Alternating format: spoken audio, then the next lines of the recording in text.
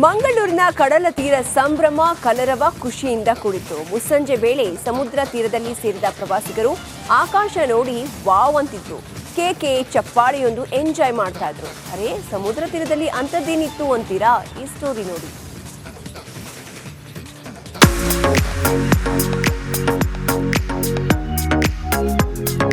ಬಾನಂಗಳದಲ್ಲಿ ಬಾನಾಡಿಗಳಂತೆ ಹಾರುತ್ತಿರುವ ಗಾಳಿಪಟ ಒಂದಕ್ಕಿಂತ ಮತ್ತೊಂದು ಆಕರ್ಷಣೀಯ, ಮತ್ತೊಂದಕ್ಕಿಂತ ಮಗದೊಂದು ಭಿನ್ನ. ಕಣ್ಣು ಹಾಯಿಸಿದಷ್ಟು ದೂರ ಗಾಳಿಪಟಗಳದ್ದೇ ಹಾರಾಟ. ಇದು ಮಂಗಳೂರಿನಲ್ಲಿ ನಡೆದ ಅಂತಾರಾಷ್ಟ್ರೀಯ ಗಾಳಿಪಟ ಉತ್ಸವದ ಮೆರುಗು. ಮಂಗಳೂರಿನ ತಣ್ಣೀರುಬಾವಿ ಬೀಚ್ ಪರಿಸರದಲ್ಲಿ ನಡೆದ ಟೀಮ್ ಮಂಗಳೂರು ಸಂಸ್ಥೆ ಆಯೋಜಿಸಿರುವ 7ನೇ ಅಂತಾರಾಷ್ಟ್ರೀಯ ಗಾಳಿಪಟ ಉತ್ಸವದ ಮೆರುಗು ಹೀಗಿತ್ತು. ಕಥಕಳಿ, ಗರುಡ, ಗಣಪ, ಪೊಲೀಸ್, ಹುಲಿ, ಹಲ್ಲಿ, ಬೆಕ್ಕು, ಕರಡಿ, ಏರೋಪ್ಲೇನ್, ಟ್ರೇನ್, ಗಾಳಿಪಟ ಹೀಗೆ ವೈವಿಧ್ಯಮಯ ಗಾಳಿಪಟಗಳು ಬಾನಂಗಳದಲ್ಲಿ ಸ್ವಚ್ಛಂದವಾಗಿ ಹಾರಾಡಿದವು. ಸಣ್ಣ ಪುಟ್ಟ ಗಾಳಿಪಟಗಳಿಂದ ಹಿಡಿದು ಬೃಹತ್ ಗಾತ್ರದ ಗಾಳಿಪಟಗಳು ಗಾಳಿಯ ಬೀಸುವಿಕೆಗೆ ತಕ್ಕಂತೆ ಓಲಾಡಿ ಹಾರಾಡಿ ಕುಲುಕಾಡಿ ನೆರೆದಿದ್ದವರ ಕಣ್ಮನ ಸೆಳೆದವು. ಬಾಲ್ಯದಲ್ಲಿ ಗಾಳಿಪಟವನ್ನು ನಾವು ಯಾಕಂದರೆ ನಗರದಲ್ಲಿ ಮಾಡಬೇಕಾದ್ರೆ ಅಷ್ಟು ಸುಲಭ ಇರಲಿಲ್ಲ. ಭಾಳ ಪ್ರಯತ್ನಗಳು ಮಾಡೋದು, ಕಡ್ಡಿ ಕಟ್ಟಿ ಅದೆಲ್ಲ ಗಮ್ ಹಾಕಿ ಅದೆಲ್ಲ ಎಳೆದು ಅದಕ್ಕೆಲ್ಲ ಮಾಂಜ ಎಲ್ಲ ಹಾಕೆಲ್ಲ ಮಾಡ್ತಾ ಇದ್ವು. ಆದರೆ ಭಾಳ ಅಂದರೆ ಇದನ್ನು ಈ ಥರದ್ದೆಲ್ಲಂತೂ ಖಂಡಿತ ನಾವು ನೋಡೇ ಇರಲಿಲ್ಲ. ಈ ಅನುಭವ ನಮ್ಗೆ ಸಿಕ್ಕಿರೋದು ಇವತ್ತಿಲ್ಲಿ ಭಾಳ ನಮ್ಗೆ ಸಂತೋಷ ಆಗ್ತಾ ಇದೆ. ಮತ್ತು ಇದನ್ನು ಈಗಾಗಲೇ ನಾನು ಹೇಳಿದಾಗೆ ಇದು ಒಂದು ಶಾಶ್ವತವಾದಂಥ ಒಂದು ಕಾರ್ಯಕ್ರಮ ದಿನಚರಿಯಲ್ಲಿ ಆಗ್ಬಿಡಬೇಕು. ನಮ್ಮ ಮಂಗಳೂರಿನ ಒಂದು ದಿನಚರಿಯಲ್ಲಿ ಕ್ಯಾಲೆಂಡರಲ್ಲಿ ಇದೊಂದು ಶಾಶ್ವತ ಕಾರ್ಯಕ್ರಮ ಮಾಡಬೇಕು ಅಂತ ಖಂಡಿತ ನಾನು ಹೇಳಿದ್ದೀನಿ. Malaysia, Indonesia, Greece, Sweden, Ukraine, Thailand, Vietnam, Estonia ಈ ದೇಶಗಳ 13 ಮಂದಿ ಪ್ರತಿನಿಧಿಗಳು ಈ ಗಾಳಿಪಟ ಉತ್ಸವದಲ್ಲಿ ಭಾಗವಹಿಸಿದ್ದು ಬಹಳ ವಿಶೇಷವಾಗಿತ್ತು. ಇದರ ಜೊತೆಗೆ 1000ಕ್ಕೂ ಅಧಿಕ ಮಾದರಿಯ ಗಾಳಿಪಟಗಳು ಇಲ್ಲಿ ಹಾರಾಡಿದವು. ಮಹಾರಾಷ್ಟ್ರ, ಗುಜರಾತ್, ತೆಲಂಗಾಣ ಮತ್ತು ಕೇರಳದ ಸುಮಾರು 20 ಮಂದಿ ಪ್ರತಿನಿಧಿಗಳು ಈ ಉತ್ಸವದಲ್ಲಿ ಭಾಗವಹಿಸಿದ್ರು. ನಮ್ಮ ಕಲ್ಚರಲ್ಗೆ ಸಂಬಂಧಪಟ್ಟಂತಹ ಗಾಳಿಪಟವನ್ನೇ ನಾವು ಮಾಡೋದು. ಈಗಾಗಲೇ ಇಲ್ಲಿ ನೋಡಿ ಕಥಕಳಿಯನ್ನು ಹಾರಿಸ್ತಾ ಇದ್ದೇವೆ. ಅದು ಲಿಮ್ಕಾ ಬುಕ್ ಆಫ್ ರೆಕಾರ್ಡಲ್ಲಿ ಲಾರ್ಜೆಸ್ಟ್ ಕೈಟ್ ಅಂತ ಹೇಳಿ ಇದು ಎಂಟ್ರಿ ಆಗಿದೆ. ಅದನ್ನು ಇದುವರೆಗೆ ಯಾರೂ ಬ್ರೇಕ್ ಮಾಡಲಿಲ್ಲ. ಅದೇ ರೀತಿ ಭರತನಾಟ್ಯ, ಯಕ್ಷಗಾನ, ಭೂತಕೋಲ ಇಂಥದನ್ನು ನಾವು ಮಾಡ್ತೇವೆ. ಹಾಗಾಗಿ ನಿಮಗೆ ಆಕಾಶದಲ್ಲಿ ಈಗಾಗಲೇ ಅದರಲ್ಲಿ ನೋಡಿ ಗರುಡ ಹಾರ್ತಾ ಇದೆ. ಅದನ್ನು ನೋಡುವಾಗಲೇ ಗೊತ್ತಾಗ್ತದೆ ಇದು ಮಂಗಳೂರು ಟೀಮ್ನವ್ರದ್ದು ಅಂತೇಳಿ. ಇದು ಆಕಾಶದಲ್ಲಿ ನಮ್ಮದು ಮಾತ್ರ ಹೀಗೆ ರೆಕಾಗ್ನೈಸ್ ಮಾಡಲಿಕ್ಕೆ ಆಗ್ತದೆ. ಮತ್ತು ಇದೆಲ್ಲ ಆ್ಯಪ್ಲಿಕ್ ವರ್ಕ್ ಅಂತ ಹೇಳಿದರೆ ಆಯಾ ಕಲರನ್ನು ಜೋಡಿಸಿ ಹೊಲಿಯುವಂಥದ್ದು. ಎಲ್ಲಿಯೂ ಯಾವ ಇದಕ್ಕೆ ಸಹ ನಾವು ಪೇಂಟನ್ನು ಯೂಸ್ ಮಾಡೋದಿಲ್ಲ. ರಾತ್ರಿ ವಿದ್ಯುತ್ ದೀಪಗಳ ಬಣ್ಣಗಳ ಬೆಳಕಿನಲ್ಲಿಯೂ ಗಾಳಿಪಟ ಹಾರಾಟಕ್ಕೆ ವಿಶೇಷ ವ್ಯವಸ್ಥೆ ಮಾಡಲಾಗಿದೆ. ದಿವಾಕರ್ ಪದ್ಮುಂಜ ಜೊತೆ ದಿನೇಶ್ ಕಾಶಿಪಟ್ನ, ರಿಪಬ್ಲಿಕ್ ಕನ್ನಡ, ಮಂಗಳೂರು. ಈಶ್ವರಪ್ಪನ ಕ್ಷಮೆ ಕೇಳಿ ಅಂತ ನಾವು ಹೇಳ್ತಾ ಇಲ್ಲ. ಅವನ ಸೆಟ್ಲ್ಮೆಂಟ್ 1 ರೌಂಡ್ ಸೆಟ್ಲ್ಮೆಂಟ್ ಆಗಿದೆ. ಅಸೆಂಬ್ಲಿಲಿ ಏನೋ ಮಾತಾಡಿದ್ರು, ನಿಮ್ಗೆ ನೆನಪಿದೆಯಾ? ನಮ್ಮ ಫಾದರ್ನೆಲ್ಲ ಪಾಪ ನೆನೆಸ್ಕೊಂಡಿದ್ರು. ಈಗ ಎಲ್ಲಿದ್ದಾರೆ ಈಶ್ವರಪ್ಪ? ಯಾರು ನಮ್ಮ ಸುದ್ದಿಗೆ ಬಂದಿದ್ದಾರೆ ಅವ್ರದ್ದೆಲ್ಲ ಒಂದೊಂದು ಸ್ಟೇಜ್ ಸೆಟ್ಲ್ಮೆಂಟ್ ಆಗ್ತಾ ಇದೆ. ಕೇಳಿದ್ರಲ್ವಾ, ಡಿಸಿಎಂ ಡಿಕೆ ಶಿವಕುಮಾರ್ ಅವರ ಈ ಸೆಟ್ಲ್ಮೆಂಟ್ ಹೇಳಿಕೆ ರಾಜ್ಯ ರಾಜಕಾರಣದಲ್ಲಿ ಭಾರೀ ಚರ್ಚೆಗೆ ಗ್ರಾಸವಾಗಿದೆ. ಸ್ವತಃ ಮಾಜಿ ಸಚಿವ ಕೆಎಸ್ ಈಶ್ವರಪ್ಪ ಡಿಕೆಶಿ ವಿರುದ್ಧ ವಾಗ್ದಾಳಿ ನಡೆಸಿದ್ರು. ರಿಪಬ್ಲಿಕ್ ಕನ್ನಡಕ್ಕೆ ಪ್ರತಿಕ್ರಿಯೆ ನೀಡಿದ ಈಶ್ವರಪ್ಪ, ಡಿಕೆಶಿ ಅವರದ್ದು ಗೂಂಡಾ ಭಾಷೆ, ಇದಕ್ಕೆ ಹೆದರುವುದಿಲ್ಲ. ಸದ್ಯದಲ್ಲೇ ಡಿಕೆಶಿ ಪೂರ್ತಿಯಾಗಿ ಜೈಲಿಗೆ ಹೋಗುವ ಸೆಟ್ಲ್ಮೆಂಟ್ ನಡೆಯಲಿದೆ ಅಂದರು. ಅವ್ರು ಹೇಳಿದ್ದಾರೆ ಅರ್ಧ ಸೆಟ್ಲ್ಮೆಂಟ್ ಮಾಡಿದ್ದೀನಿ ಅಂತ. ಇದೊಂದು ಗೂಂಡಾ ಭಾಷೆ, ಇದು ಗೂಂಡಾ ಭಾಷೆ. ಇದು ಇಂಥ ಭಾಷೆಗೆ ನಾನು ಬಗ್ಗೋನಲ್ಲ, ಹೆದರೋನಲ್ಲ. ಇದು ಹಂಗಂದರೆ ಈಗ ನಾನು ಅದಕ್ಕೋಸ್ಕರ ಹೇಳ್ತೀನಿ, ಈಗ ಅರ್ಧ ಜೈಲಿಲಿದ್ದು ಬೇಲಲ್ಲಿ ಇದ್ದಾರೆ, ಹೊರಗೆ ಬಂದಿದ್ದಾರೆ ಡಿ ಕೆ ಶಿವಕುಮಾರ್. ಹೌದು, ನನಗೆ ಬಗ್ಗೆ ಹೇಳಿದ್ರು ಅವರು, ನಾನು ಈಗ ಸ್ವಲ್ಪ ಸೆಟ್ಲ್ಮೆಂಟ್ ಮಾಡಿದ್ದೀನಿ ಅಂತ. ನಾನು ಹೇಳ್ತೀನಿ, ನಿಮ್ಮ ಸೆಟ್ಲ್ಮೆಂಟ್ ಆಗಿ ತಿಹಾರ್ ಜೈಲಿಗೆ ಹೋಗ್ಬಿಟ್ಟು ಬಂದಿದ್ದೀರಿ. ಇನ್ನೂ ಪೂರಾ ಸೆಟ್ಲ್ಮೆಂಟ್ ಆಗೋದಕ್ಕೆ ತಿಹಾರ್ ಜೈಲಿಗೆ ಮತ್ತೆ ನೀವು ಹೋಗೋರಿದ್ದೀರಿ. ಇದರಲ್ಲಿ ಯಾವ ಅನುಮಾನನೂ ಇಲ್ಲ ಅನ್ನೋ ಮಾತನ್ನು ನಾನು ಹೇಳಕ್ಕೆ ಇಷ್ಟಪಡ್ತೀನಿ. 100ಕ್ಕೆ 100ರಷ್ಟು ಡಿಕೆಶಿ ಜೈಲಿಗೆ ಹೋಗ್ತಾರೆ. ಅದಕ್ಕಾಗಿ ಅವರು ಬೇಲ್ ತಗೊಳ್ಳೋದಕ್ಕೆ ಓಡಾಡ್ತಿದ್ದಾರೆ. ನ್ಯಾಯಾಂಗವನ್ನು ಖರೀದಿಸಲು ಯಾರಿಂದಲೂ ಸಾಧ್ಯವಿಲ್ಲ ಅಂತ ವಾಗ್ದಾಳಿ ನಡೆಸಿದ್ರು. ನಿಜವಾಗ್ಲೂ ಕೂಡ ಸೀರಿಯಸ್ ಆಗಿದೆ ಜೈಲಿಗೆ ಹೋಗುವಂತ. 100ಕ್ಕೆ 100 ಹೇಳ್ತಾ ಇದ್ದೇನೆ ರೀ. ಈಗಾಗಲೇ ಅವ್ರು ಯಾಕೆ ಬೇಲ್ನಲ್ಲಿ ಒದ್ದಾಡ್ತಿದ್ದಾರೆ?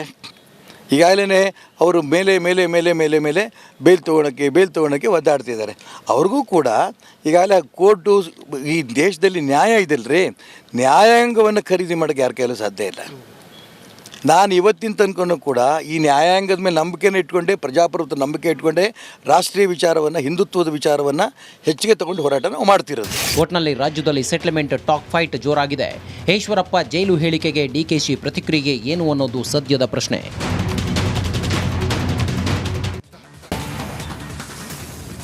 ಅಕ್ರಮ ಹಣ ವರ್ಗಾವಣೆ ಆರೋಪ ಹೊತ್ತಿರುವ ನಾರಾ ಭರತ್ ರೆಡ್ಡಿ ಕುಟುಂಬಕ್ಕೆ ಇಡಿ ಶಾಕ್ ಕೊಟ್ಟಿದೆ. ಆದರೆ ಸತತ 16 ಗಂಟೆಗಳ ಕಾಲ ನಡೆದ ದಾಳಿಗೆ ಕಾರಣವೇನು ಅನ್ನೋದು ಇನ್ನೂ ನಿಗೂಢವಾಗಿದೆ. ಈ ಕುರಿತ ಒಂದು ರಿಪೋರ್ಟ್ ಇಲ್ಲಿದೆ.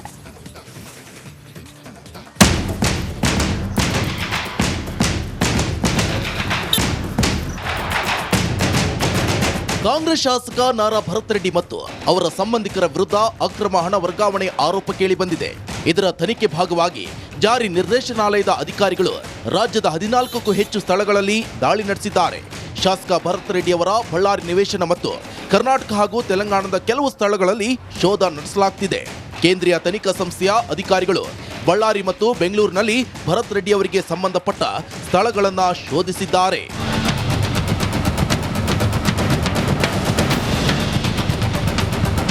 ಇನ್ನು ಶಾಸಕ ಭರತ್ ರೆಡ್ಡಿ ಅವರೊಂದಿಗೆ ನಂಟು ಹೊಂದಿರುವ ಕೆಲವು ಗಣಿಗಾರಿಕೆ ಮತ್ತು ಕಲ್ಲು ಗಣಿಗಾರಿಕೆ ವ್ಯವಹಾರಗಳ ಸ್ಥಳಗಳಲ್ಲೂ ತನಿಖೆ ನಡೆಸಲಾಗಿದೆ.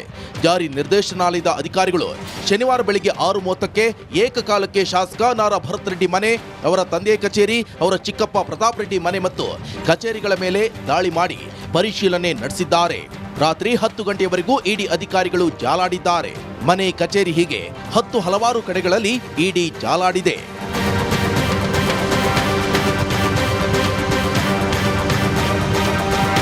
ಶಾಸಕ ಭರತ್ ರೆಡ್ಡಿ ಮನೆ ಹಾಗೂ ಸಂಬಂಧಿಕರ ಮನೆ, ಕಚೇರಿ ಮೇಲೆ ಸತತ ದಾಳಿ ನಡೆದಿದೆ. ಇಷ್ಟೆಲ್ಲ ಬೆಳವಣಿಗೆ ಮಧ್ಯೆ ಭರತ್ ರೆಡ್ಡಿ ಅವರ ಸಂಬಂಧಿಕರ ಮೇಲೆ ಯಾವ ಪ್ರಕರಣದಲ್ಲಿ ದಾಳಿ ನಡೆಸಲಾಗ್ತಾ ಇದೆ ಎಂಬುದನ್ನು ಇನ್ನೂ ಸ್ಪಷ್ಟವಾಗಿಲ್ಲ. ರೇಣುಕಾರಾಧ್ಯ ಜೊತೆ ಕೆ ಸುರೇಶ್ ಚೌಹಾಣ್, ರಿಪಬ್ಲಿಕ್ ಕನ್ನಡ, ಬಳ್ಳಾರಿ. ಭ್ರೂಣ ಪತ್ತೆ ಮತ್ತು ಹತ್ಯೆ ಪ್ರಕರಣದಲ್ಲಿ ಚಾರ್ಜ್ ಶೀಟ್ ಸಲ್ಲಿಸಲು ಸಿಐಡಿ ತಯಾರಿ ಮಾಡ್ತಾ ಇದೆ. ಆದರೆ ಸಿಐಡಿ ಟೀಮ್ಗೆ ಇದೀಗ ಅದೊಂದು ವಿಚಾರ ದೊಡ್ಡ ತಲೆ ಬಿಸಿಯಾಗಿದೆ. ಹಾಗಾದ್ರೆ ಅದು ಯಾವ ವಿಚಾರ ಅಂತೀರಾ? ಈ ಸ್ಟೋರಿ ನೋಡಿ.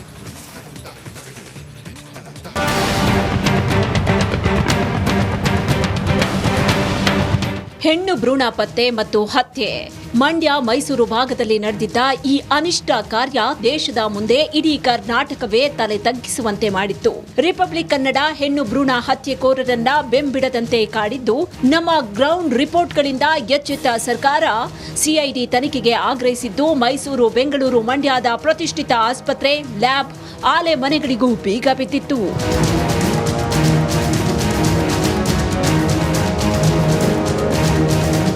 ಇನ್ನು ರಾಜ್ಯ ಸರ್ಕಾರ ನೇಮಿಸಿದ್ದ ಸಿಐಡಿ ತಂಡ ಹೆಣ್ಣು ಭ್ರೂಣ ಹತ್ಯೆ ಪ್ರಕರಣದ ತನಿಖೆಯನ್ನ ಬಹುತೇಕ ಅಂತಿಮಗೊಳಿಸಿದೆ. ಇನ್ನೊಂದು ವಾರದಲ್ಲಿ ಆರೋಗ್ಯ ಇಲಾಖೆಗೆ ವರದಿ ಸಲ್ಲಿಕೆ ಮಾಡಲಿದೆ. ಈ ಕೇಸ್ಗೆ ಸಂಬಂಧಪಟ್ಟಂತೆ 12 ಆರೋಪಿಗಳನ್ನ ಬಂಧಿಸಿದ್ದು ಭ್ರೂಣ ಹತ್ಯೆಯ ವರದಿ ಸಿದ್ಧತೆ ಮಾಡಿದೆ. ಸಿಐಡಿ ಏನೋ ವರದಿ ಸಲ್ಲಿಸೋದಕ್ಕೆ ಸಿದ್ಧತೆ ಮಾಡಿಕೊಂಡಿದೆ. ಆದರೆ ಭ್ರೂಣ ಪತ್ತೆಗೆ ಬಳಸ್ತಾ ಇದ್ದ ಸ್ಕ್ಯಾನಿಂಗ್ ಯಂತ್ರಗಳ ಮೂಲವಿನ್ನೂ ಸಿಐಡಿಗೆ ಸಿಕ್ಕಿಲ್ಲ. ಹೀಗಾಗಿ ಸರ್ಕಾರದಿಂದ ಅನುಮತಿ ಪಡೆದು ಆರೋಗ್ಯ ಇಲಾಖೆಗೆ ವರದಿ ಕೊಡಲು ಸಿದ್ಧತೆ ನಡೆಸಿದೆ.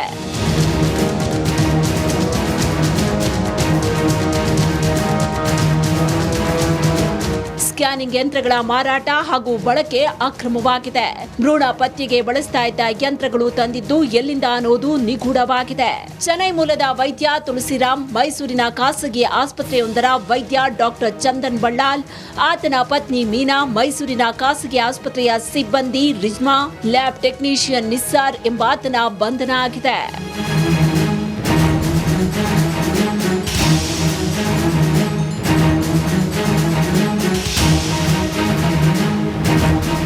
ಪ್ರಕರಣ 2 ತಿಂಗಳ ಹಿಂದೆ ಸಿಐಡಿಗೆ ವರ್ಗಾವಣೆ ಆಗಿತ್ತು. ಆಗಿನಿಂದಲೂ ಕೂಡ ಸಿಐಡಿ ಸಾಕಷ್ಟು ವಿಚಾರಗಳನ್ನ ಹೊರತೆಗೆದಿದೆ. ಆದ್ರೆ ಈ ಒಂದು ವಿಚಾರ ಮಾತ್ರ ದೊಡ್ಡ ತಲೆನೋವಾಗಿ ಪರಿಣಮಿಸಿದೆ. ಒಟ್ನಲ್ಲಿ ಇಷ್ಟು ದಿನ ಅಕ್ರಮವಾಗಿ ಕಣ್ಣ ಮುಚ್ಚಾಲೆ ಆಡ್ತಾ ಇದ್ದ ಆರೋಪಿಗಳ ಆಟಗಳು ಒಂದೊಂದಾಗಿ ಹೊರ ಬರ್ತಾ ಇದೆ.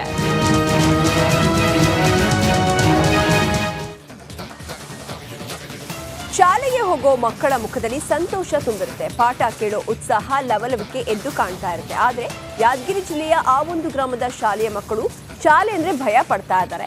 ಪೋಷಕರು ತಮ್ಮ ಮಕ್ಕಳನ್ನ ಶಾಲೆಗೆ ಕಳುಹಿಸಲು 1000 ಸಲ ಯೋಚಿಸ್ತಾ ಇದ್ದಾರೆ. ಯಾಕಂದ್ರೆ ಮಕ್ಕಳು ಜೀವ ಭಯದಲ್ಲೇ ಪಾಠ ಕೇಳುವ ದುಸ್ಥಿತಿ ಅಲ್ಲಿದೆ. ಈ ಕುರಿತು ಒಂದು ರಿಪೋರ್ಟ್ ಇಲ್ಲಿದೆ ನೋಡಿ.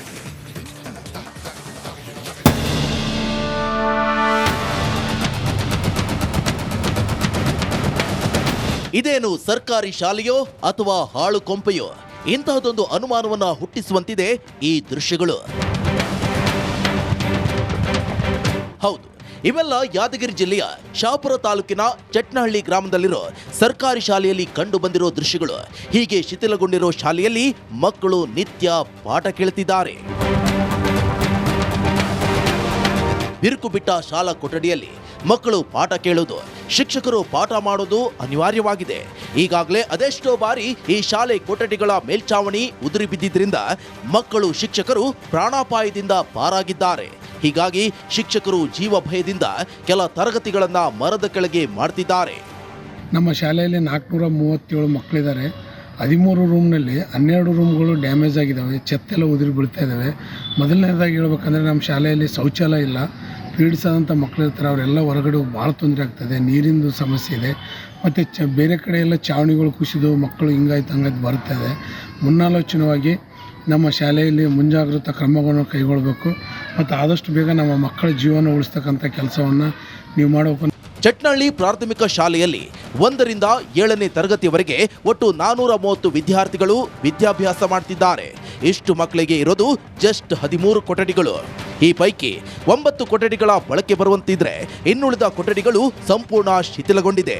ಇದೇ ಕಾರಣಕ್ಕೆ ಈ ಹಳೆ ಕೊಠಡಿಗಳಿರೋ ಶಾಲೆಗೆ ಮಕ್ಕಳನ್ನ ಕಳುಹಿಸಲು ಪೋಷಕರು ಭಯಪಡ್ತಿದ್ದಾರೆ. ಯಾಕಂದ್ರೆ ಮಕ್ಕಳಿಗೆ ಯಾವಾಗ ಏನಾಗುತ್ತೋ ಅನ್ನೋ ಆತಂಕ ಪೋಷಕರನ್ನ ಕಾಡ್ತಿದೆ. ಮತ್ತೊಂದು ದುರಂತ ಅಂದ್ರೆ ಈ ಶಾಲಾ ಮಕ್ಕಳಿಗೆ ಶೌಚಾಲಯವೇ ಇಲ್ಲ. ಶೌಚಾಲಯ ಇಲ್ಲದೆ ಇದ್ದಿದ್ರಿಂದ ಬಯಲು ಶೌಚಾಲಯವೇ ಇಲ್ಲಿನ ಮಕ್ಕಳಿಗೆ ಗತಿಯಾಗಿದೆ. ಇಷ್ಟೆಲ್ಲ ಅವಾಂತರಗಳಾಗ್ತಿದ್ರು ಅಧಿಕಾರಿಗಳು ಹಾಗೂ ಜನಪ್ರತಿನಿಧಿಗಳು ಯಾರೇ ಅಂತಿಲ್ಲ.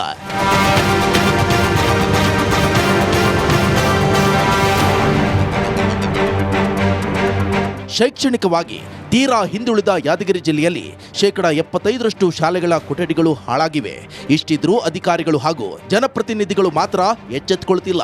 ಸದ್ಯ ಅನಾಹುತ ಆಗೋದಕ್ಕಿಂತ ಮುಂಚೆ ಶಾಲಾ ಕಟ್ಟಡ ನಿರ್ಮಿಸಿಕೊಡಬೇಕು, ಮಕ್ಕಳ ಶಿಕ್ಷಣಕ್ಕೆ ಅನುಕೂಲ ಕಲ್ಪಿಸಬೇಕು ಅನ್ನೋದು ಪೋಷಕರ ಒತ್ತಾಯ. ನಾಗರಾಜ ಮಗದುಮ್ಮ, ರಿಪಬ್ಲಿಕ್ ಕನ್ನಡ, ಯಾದಗಿರಿ.